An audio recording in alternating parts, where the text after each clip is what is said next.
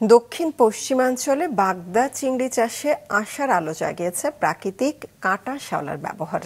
চিংড়ি গবেষণা কেন্দ্রের পরীক্ষায় দেখা গেছে ঘেরে পানির 20% জায়গায় কাঁটা শ্যাওলা রাখলে চিংড়ির রোগবালাই ও খাবারের খরচ কমে, বেড়ে যায় উৎপাদন।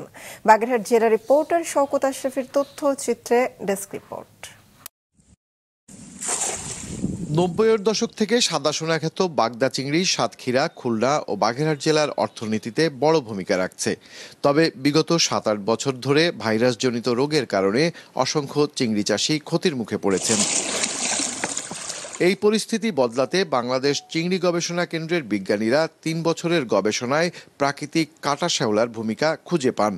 তারা বাগেরহাটের কচুয়া উপজেলার রাড়িপাড়া ইউনিয়নের কাকার বিলে 2টি ঘেরে পাইলট প্রকল্প চালিয়েছে, যেখানে মিলেছে সাফল্য।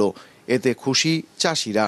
এবছর আমি বাগেরহাট চিংড়ি গবেষণা কেন্দ্রের বৈজ্ঞানিক কর্মকর্তাদের পরামর্শ অনুযায়ী ঘেরে 5 ভাগের 1 ভাগে কাঁটা শ্যাওলা রোপণ করেছি এবং তাদের পরামর্শ অনুযায়ী খাবারও কম দিছি।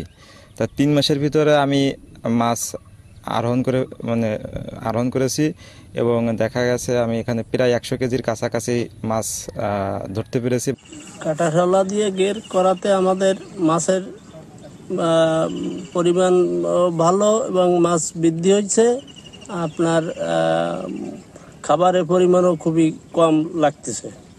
গবেষকরা বলছেন ঘেরের 20% স্থানে কাঁটা শ্যাওলা রাখলে পানির গুণগত মান ঠিক থাকে, ক্ষতিকর ব্যাকটেরিয়া কম জন্মায় এবং রোগের ঝুঁকি অনেক কমে যায়। গবেষণাগারে গবেষণা করে দেখেছি যে কাঁটা শ্যাওলার ভিতরে যে বায়ো অ্যাক্টিভ উপাদান রয়েছে সেগুলো চিংড়ির রোগ প্রতিরোধ ক্ষমতা বাড়ায়, পানির গুণাগুণ ভালো রাখে এবং সর্বোপরি চিংড়ির বৃদ্ধিতে সাহায্য করে। প্রাকৃতিকভাবে মাছের উৎপাদন ও রোগ প্রতিরোধে কাঁটা শ্যাওলার ব্যবহার দক্ষিণাঞ্চলের চিংড়ি চাষে এক যুগান্তকারী উদ্ভাবন বলছেন বাংলাদেশ চিংড়ি গবেষণা কেন্দ্রের গবেষকরা। এর মাধ্যমে পরিবেশসম্মতভাবে ও কম খরচে মানসম্মত চিংড়ি উৎপাদন সম্ভব বলছেন তারা। শ্যাওলার ইফেক্ট নিয়ে আমরা 3 বছর ধরে গবেষণা করি আমাদের ভিতরে এবং ল্যাবে। করার পর আমরা মাঠ পর্যায়ে নিয়ে যাই। যদি 20% কাঁটা শ্যাওলা থাকে তাহলে ওই পুকুরে চিংড়ির উৎপাদন বেশি হচ্ছে। গবেষণার তথ্য অনুযায়ী খুলনা, সাতক্ষীরা ও বাগেরহাটে প্রতি বছর 11,224 টন বাগদা চিংড়ি উৎপাদন হয়। ভাইরাস নির্মূল করা গেলে এর 20 ভাগ উৎপাদন বাড়বে। মাছরাঙা নিউজ ডেস্ক।